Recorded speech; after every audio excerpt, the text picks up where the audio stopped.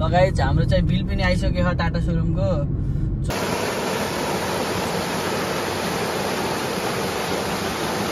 म त कुन लाइनमा आएछु, अर्को लाइनमा आएछु नि त। पुरा अर्ग्यानिक हुँदै है यहाँ रक्सी। मम्मीले रक्सी पार्न लानु रहेछ। यहाँ हाम्रो 1 गिलिन आइसक्यो क्या हो यतातिर बोतलमा। Welcome back to my new PRF blog guys. सबैजना सन्चै आरामै हुनुहुन्छ होला, म पनि सन्चै आरामै छु। र नेक्स्ट डे नेक्स्ट ब्लग अहिले चाहिँ म जाँदैछु भैरवा। सबैजनाले टाइटल र थम्बनेल हेर्छ थाहा पाइसक्नु भयो होला। म आज जाँदैछु गाडी सर्भिसिङ गर्नको लागि।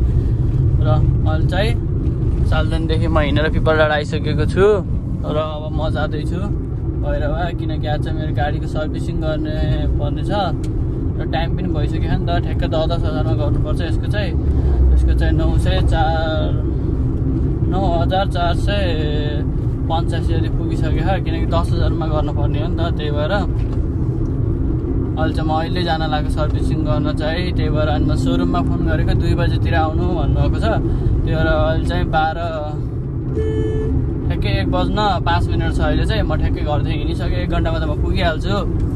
त्यही भएर र इभीको चाहिँ कस्तो छ भन्दा पहिले हामीले सर्भिसिङ गरेर सर्भिसिङ यति कति गर्ने हो भनेर चाहिँ पहिल्यै यसो ठाउँ रोकाएर राख्नुपर्छ क्या। किनकि हाम्रो अरू गाडीको त यतिखेर गए नै हुन्छ नि त, जतिखेर गए नि।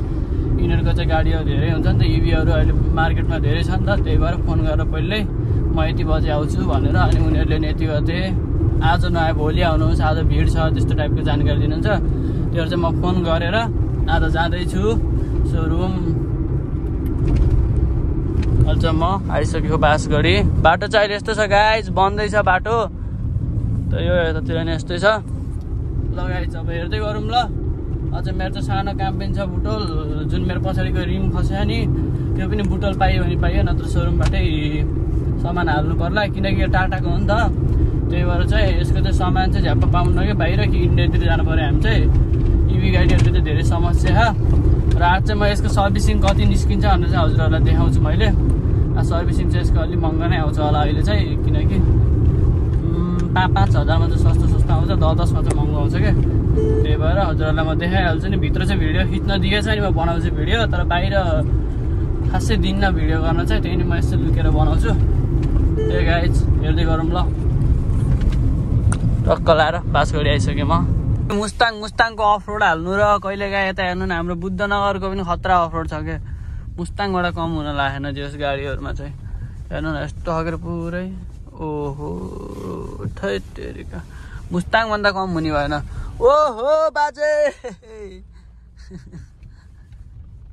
तेरिका ढुङ्गा हेर्नु त गाइज, क्या ठुलो ठुलो ढुङ्गा खाने, झन्न मुनि छुन्न र गाडी उच्चा छ।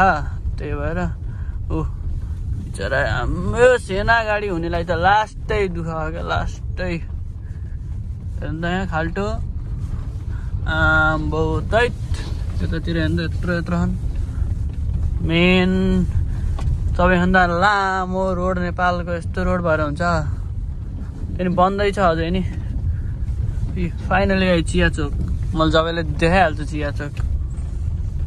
आज त हाम्रो चार्जिङ स्टेसनमा 2टा गाडी रहेछ आज हाम्रो सब अङ्कल उहाँ बस्नु होला, हाम्रो म्यानेजर अङ्कल र मेरो चाहिँ कहिले काहीँ भेट हुन्छ अचाल चाहिँ, किनकि मैले चाहिँ अचाल आएन नि त चार्ज लाउन।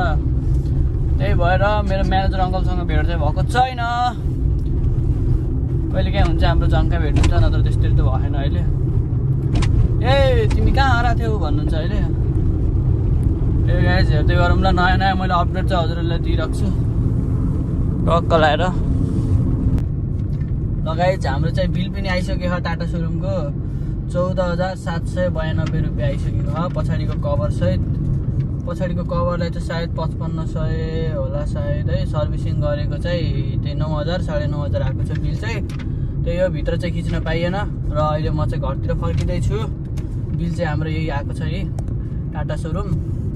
र म चाहिँ जाँदैछु घरतिर। यो क्यादिस हेर्न सक्नुहुन्छ, अगाडि जाम पनि परिसकेको छ।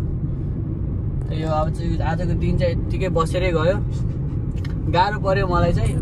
त्यही हो, अब चाहिँ म यहाँदेखि सिधै घर जान्छु, किनकि गाडी चाहिँ अलरेडी रेडी भइसकेको छ। गाइस जाम चाहिँ खुलिसक्यो हाम्रो। मेरो भाग्य रहेछ उतिखेर जाम खुल्नुमा।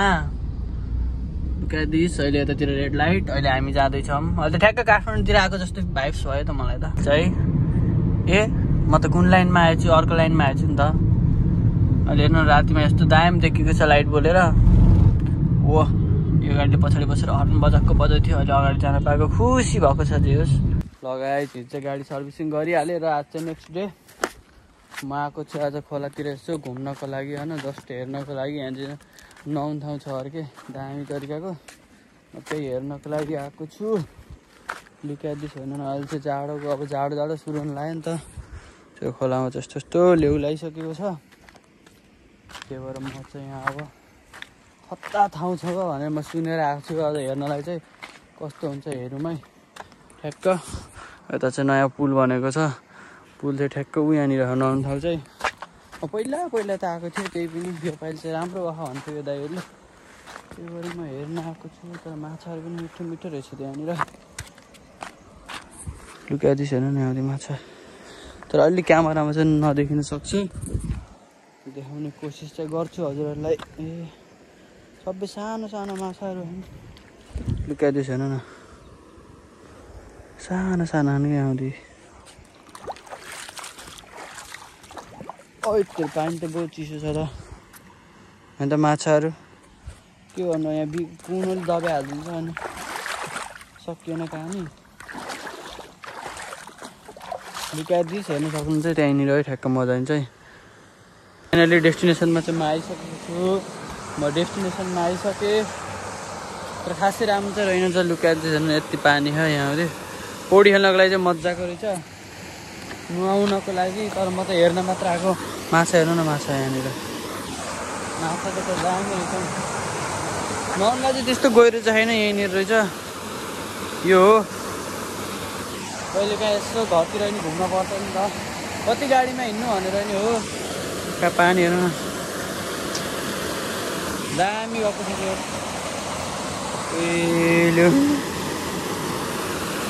गाइज म चाहिँ खोलामा घुमेर आइसकेको छु र म घर आइसकेको छु हाम्रो घर चाहिँ पुरा अर्ग्यानिक हुँदै है यहाँ रक्सी मम्मीले रक्सी पार्नु लानुभयो रहेछ यहाँ हाम्रो एक गिलिन आइसक्यो क्या हो यतातिर बोतलमा यता हाम्रो रक्सी पार्ने कार्यक्रम हुँदैछ लगाइ चल्छ म सालदनी आएको थिएँ सामान लिन ल सामान पनि मैले ल्याइसकेको छु र फर्कि पनि सकेको छु thank you for watching this video guys take care अब नेक्स्ट भ्लगमा भेट्नुपर्छ हिजोको भ्लग चाहिँ कसले हेर्नुभयो हेर्नु भएन गएर एकचोटि हेर्नु होला त्यही गाइज अब चाहिँ म सिधै घरतिर जाँदैछु र thank you for watching this video guys take care अब सिधै नेक्स्ट भ्लगमा भेट्नुपर्छ ल अन्त रात परिसकेको छ